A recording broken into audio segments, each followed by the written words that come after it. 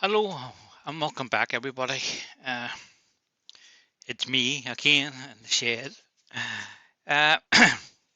Just give you a wee recap where I am with this. This was a piece that I done on Tuesday afternoon as a practice piece for my demo on Tuesday night, and I done a wee bit of an experiment with the carving disc, and I carved it out, made a shallow indentations into it, and then I painted it and then put the Joe Sonias on it to see would it make any difference to it. And sadly to say, I didn't like it, and neither did any of my fellow woodturners. So I came home and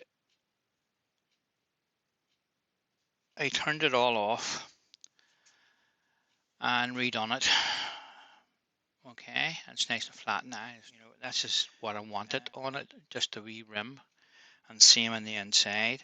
And before I took the inside of the bowl out. So where I am now with this, I have turned it away, repainted it, and given it. It's had 3 coats of lacquer in between light sanding. So I'm going to put it on the coal jaws here. I'm going to remove this foot. Now, I don't like using a recess as a foot,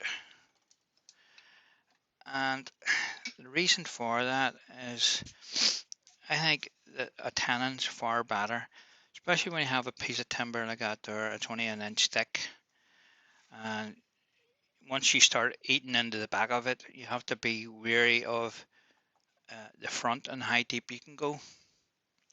That's one point. Uh, Second point, most people will leave the recess in their piece, and that's okay. There's nothing wrong with that. To get my spindle gouge, and we'll just remove this foot.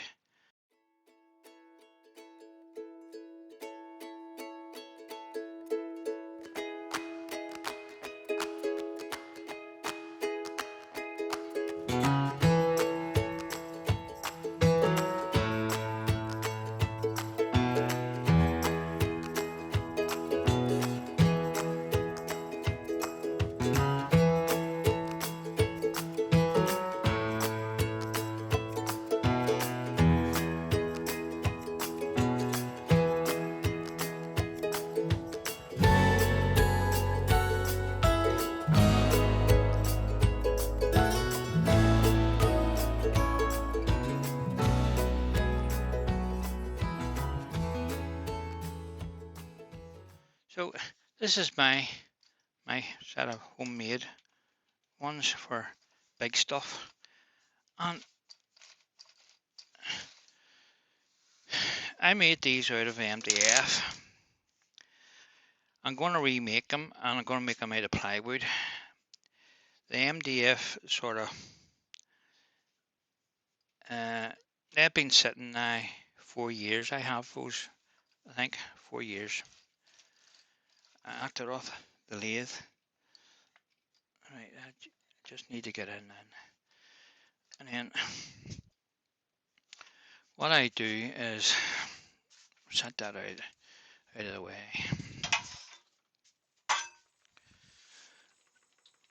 Just lift that camera up out of the way.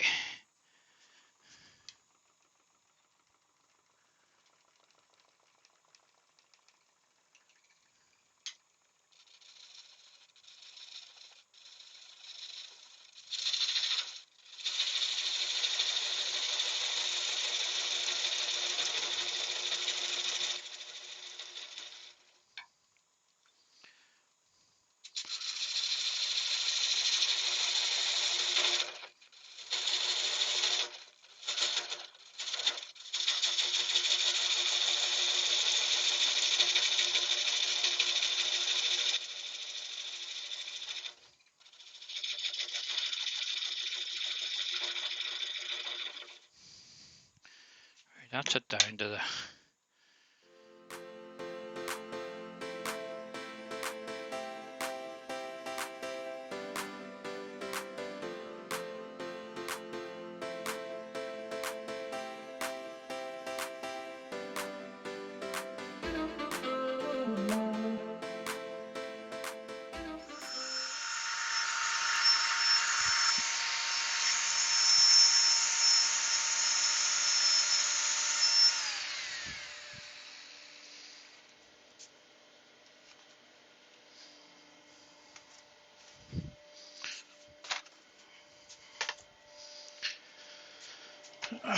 right. I'll just take it off and sand it right around the rim by hand, and then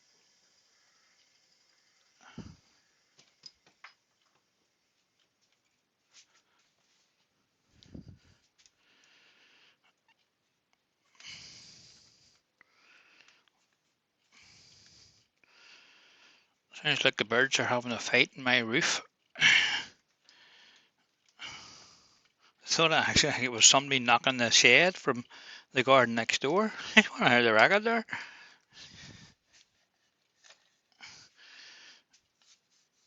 Oh no.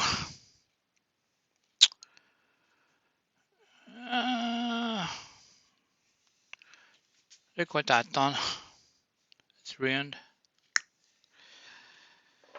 Oh, that's because that was moving.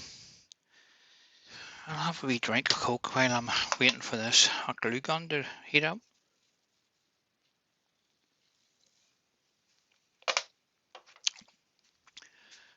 So what I'm going to do is I'm going to put a couple of spots of glue here to hold this in place.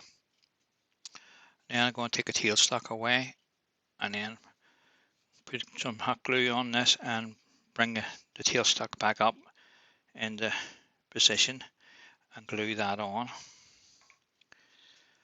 And that'll give me a new turning point. I'll probably have to return this round because it's not round at the minute. There's a bit of a wobble in it, but I'm not worried about that. If I can get it right, and this will give me the true turning again. I can return the front of it. That's not a problem. There's still plenty of timber there. So it just shows you what can go wrong when you think you're on the finishing line and you're not. I was hoping to be finished and away in, but it's not to be. So this is a bit of a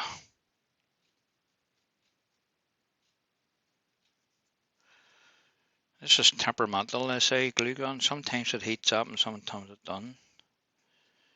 And to do with the connection into the back of it, I think. So as you can see, I got my shed view camera up and running, but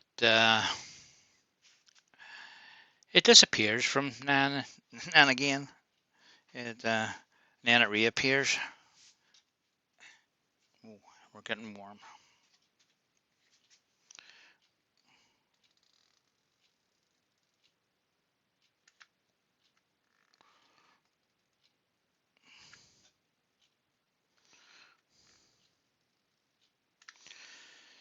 Just a couple of blobules will do this. I just want to get this the right distance away, and then I can be sure it's going to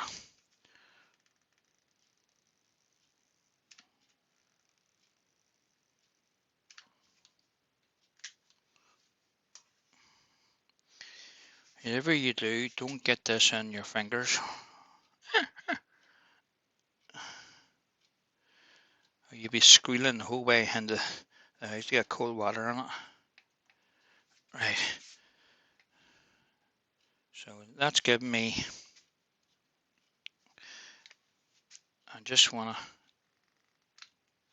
couple of spots around the outside as well.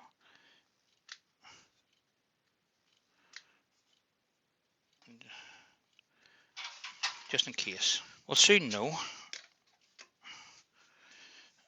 Right, that's that off. Okay. We don't need that more, so I'll take that off.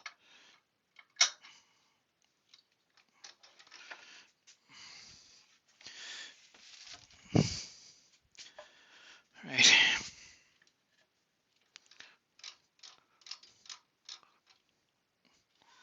Ooh, Paul, that was close. I just got that chuck size right on that spigot. We see the wobble. That's how much that's out. Why's it there?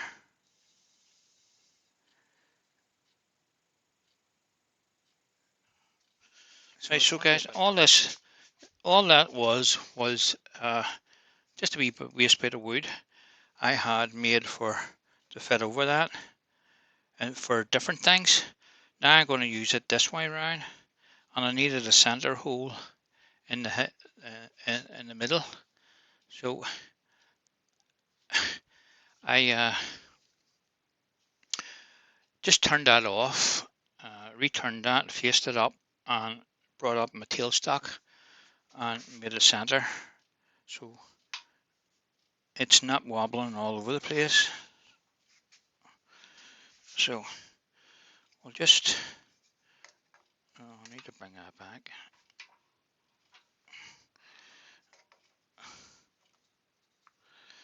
I'm putting that wee bit of rubber matting in because I don't really want to mark this again.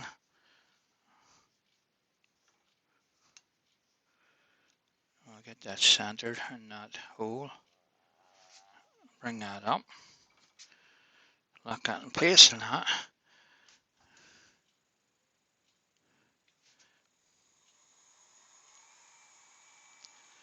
That looks lovely, doesn't it? Right. Here goes.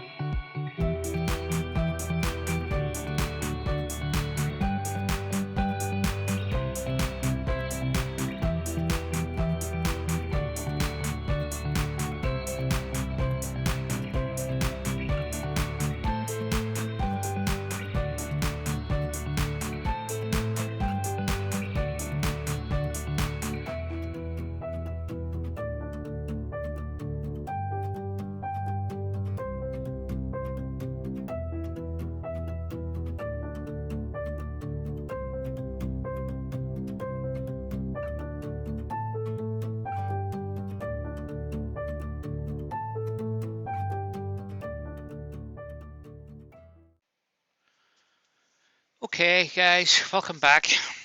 Uh, where we left off is I returned this, glued a spigot onto the back of it, and mounted it back in the chuck and returned it the whole lot. I took the the paint off. You've seen what happened when I put it into the Longworth chuck. It marked all the paint, and it basically made a mess of it. So I had no options other than to take it all off and fix it. And then I decided I thought I could rub a wee bit of it away and fix it, but I changed my mind and just decided to scrub the whole lot and start again. So we have the Joe Sonia's paints. So you're going to see this again.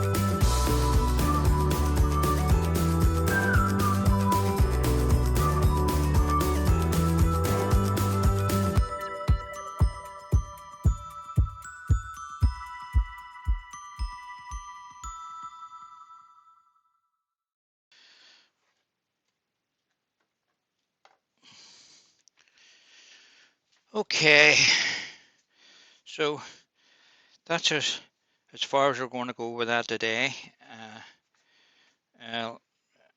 Once it's dry, I'll put a wee a bit of lacquer on it, and when that's dry I'll get it back on the lathe and I'll bring you back then. Okay, so that's all for now, and we'll get back later. Okay guys, welcome back. I managed to get one coat of lacquer onto this, and it's dried enough for me to knock the wee bits back. When you run your hand over it, it's all like a lumpy feeling. So, and also I got my new chuck jaws today. This morning I came from my Axmaster 114 chuck. This is the old chuck before they changed it. So everything for the 114, the SK 114 fits this chuck I have.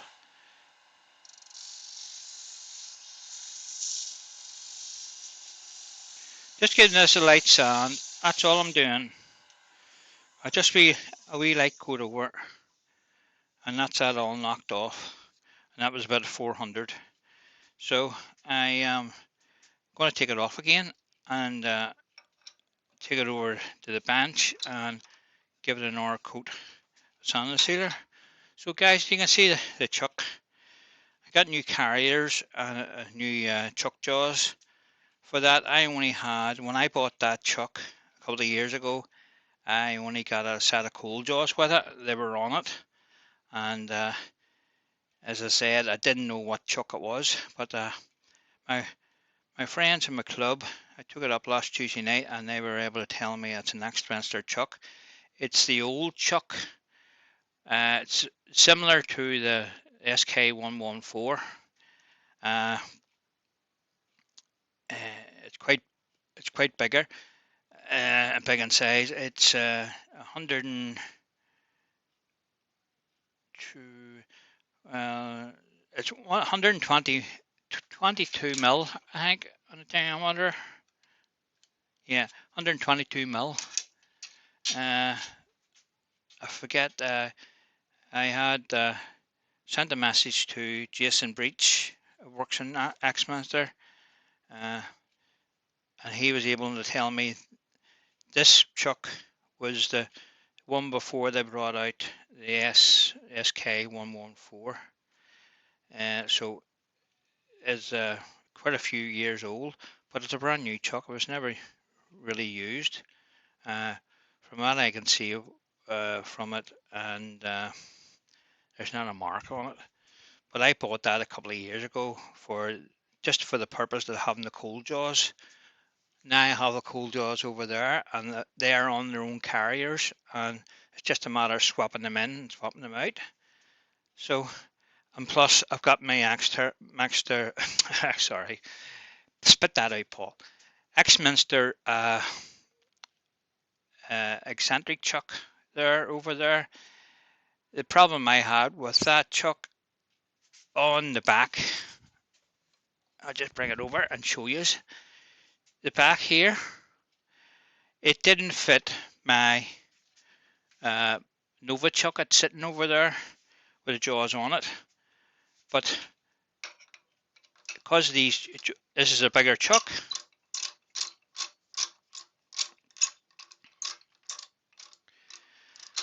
I can now fit it to my Axmaster chuck, and I can get a wee bit of eccentric work done. So that's a good thing. I bought that a number of years ago, and haven't really played around with it much. Initially did tried it in a couple of wee things, but nothing to the extent that it need to turn something. So I'm quite pleased with that. So I'm going to leave you again, and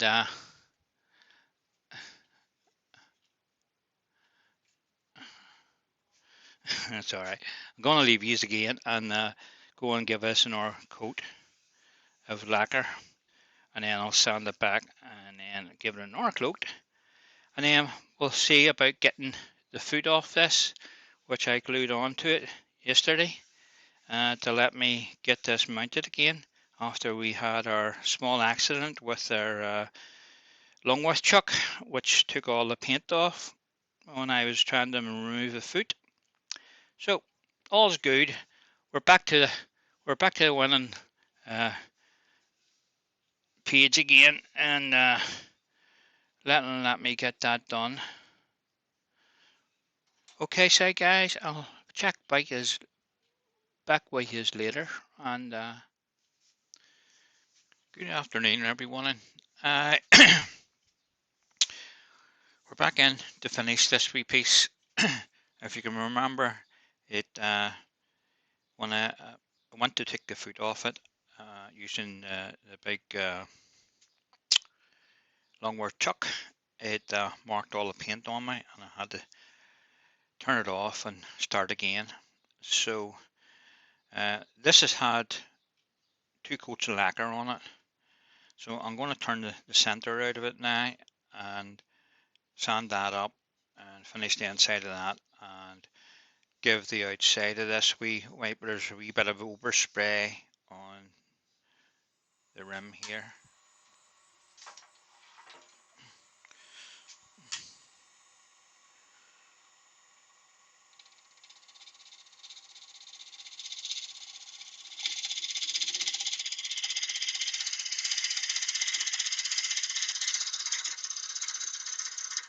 Now the center is out of round because I returned it in at all, so this hasn't been touched, so it will be a bit jumpy and wobbly until I get it trued up again in the center. The other thing I need to do is just mark the end of this.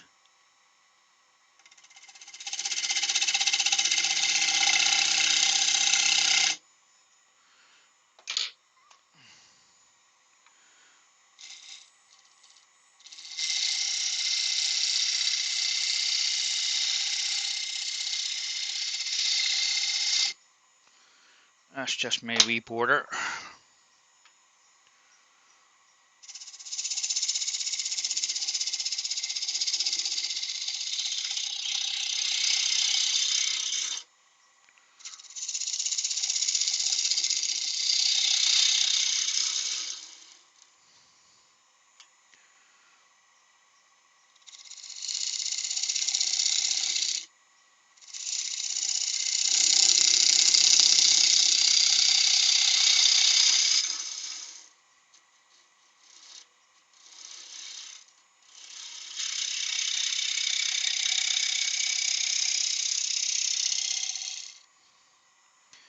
We'll just stop that and have a wee look. Still a wee bit there. Fair bit of tear out there.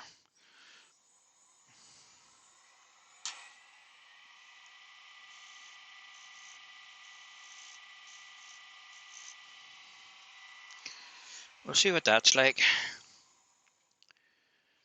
That's better. I'll clean that up, and that's okay to me. So we'll get that sanded.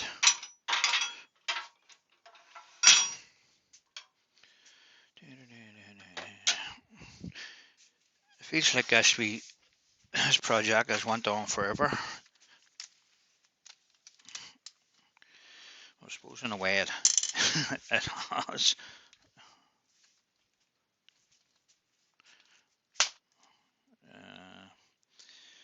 We'll start with a 120. See how far that gets us.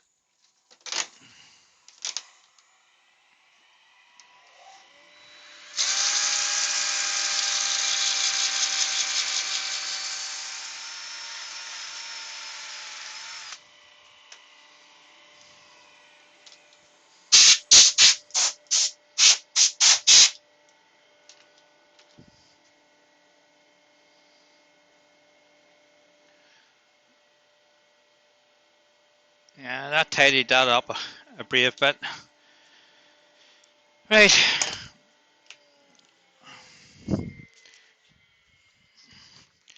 Get a drop of sand sealer on it, and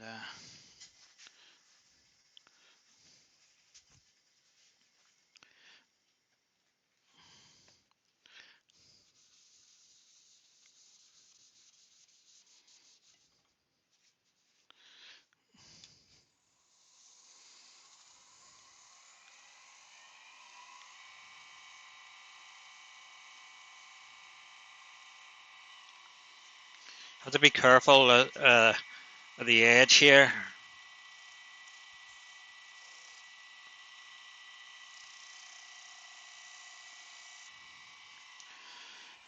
Not worry too much about that wee recess there, because I'm going to spray it again. It's going to get another 2 coats of lacquer, so I'm more or less happy with that. I'll give it a wee taste of Yorkshire grit if I can find it. There's there.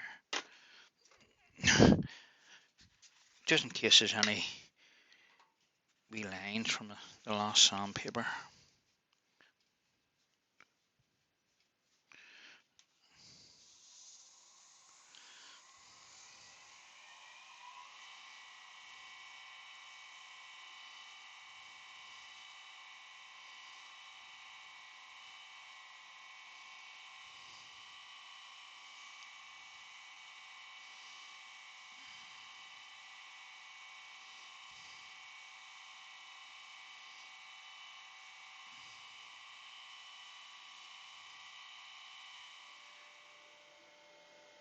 Still a wee bit there. What was that? 240? 320?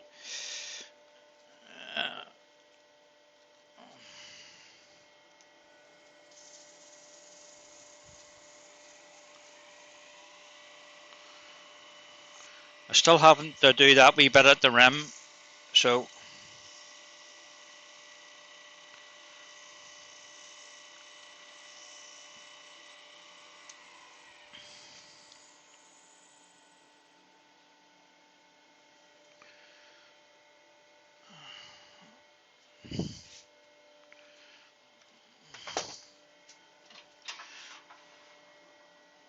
nearly forgot about it.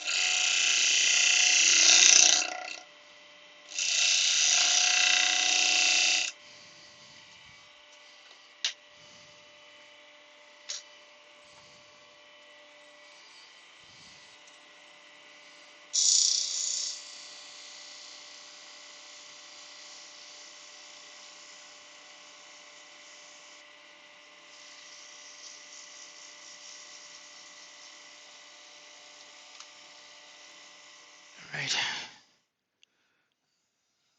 So I'm more or less happy with that.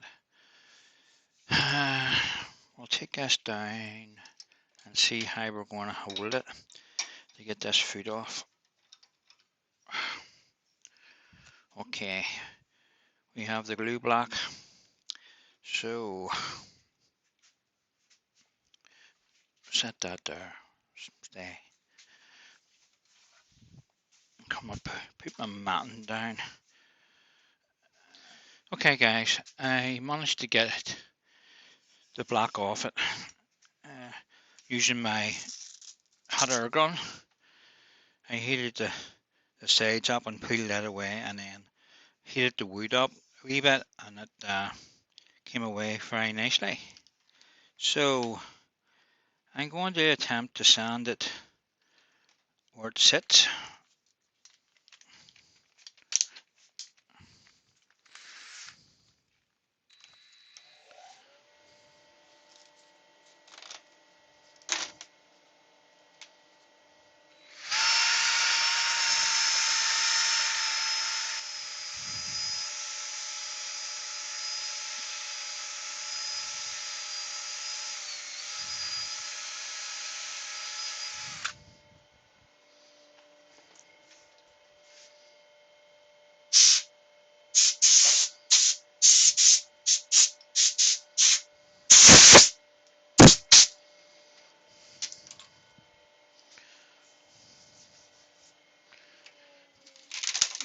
Right. No marks. No marks. Good. Well, I'll play a wee taste of sand sealer to this now, and hopefully this will be it just needing lacquering. There's still a wee dimple there, but I'm just going to let it be. It's going.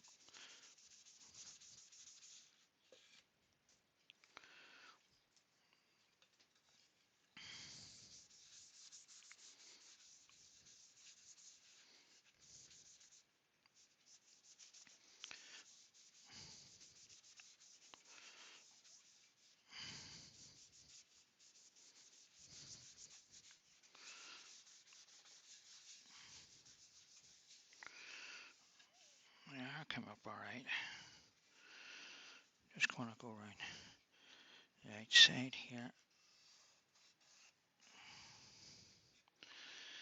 Just keeping away from the paint because the cellulose and sanding sealer will take the paint off.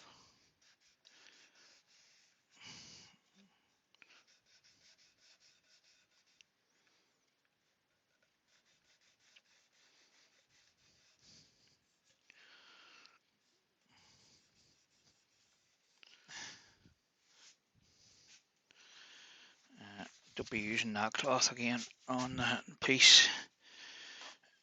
Got a clean piece. Give it a wee wipe. So there you are, guys. That's that one finished at last, and I'll give that a wee coat of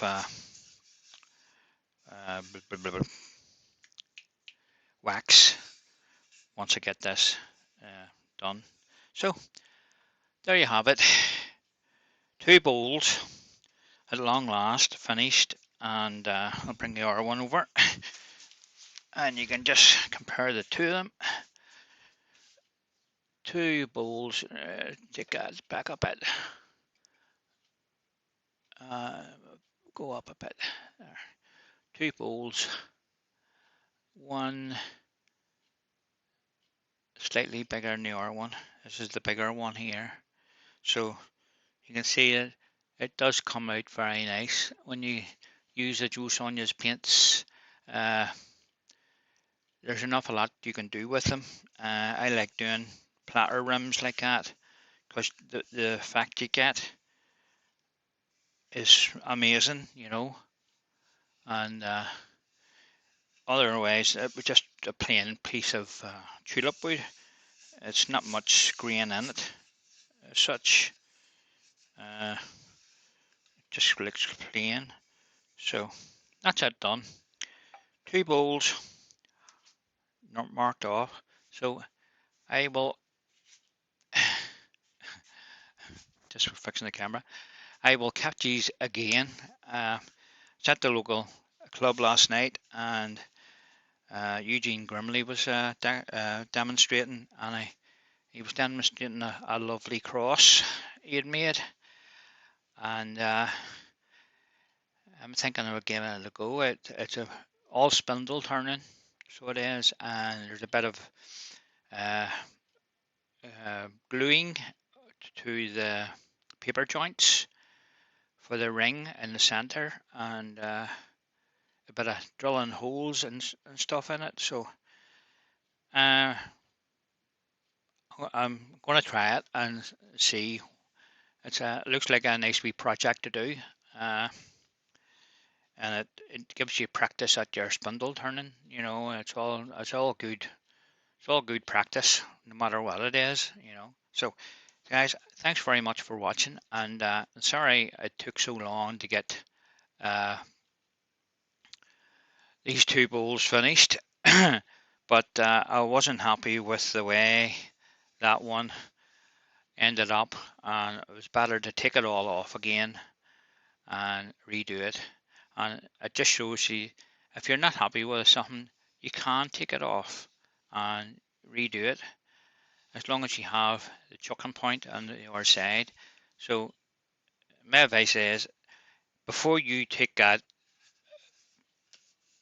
choking point off, make sure you're happy with the front, or you'll not be able to mount it again.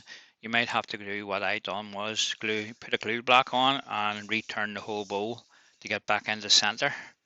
And while there's plenty of wood in this project and that RV project to do that, some projects don't allow for that, so you have to think ahead and account for it, you know. But there's more than one way of finishing stuff, and it just needs a wee bit of thinking to think it through. It's just matter. It's just not the matter of putting it on the lathe and turning it, and then standing looking at it and saying, "What am I going to do now? How do I get that off?" And you have to think of these things. You have to think ahead. What's the next part? And go from there. But thanks very much for watching, and you can see the lovely colours in that, and one that's got its final 2 coats of lacquer on it. It'll be, well, that's had 3, so it has. So that's to get an R1 and this to get 2. So I'll get those done this afternoon and then they'll be finished. So guys, thanks very much, and look forward to seeing you again on my channel, and thanks for watching. Bye.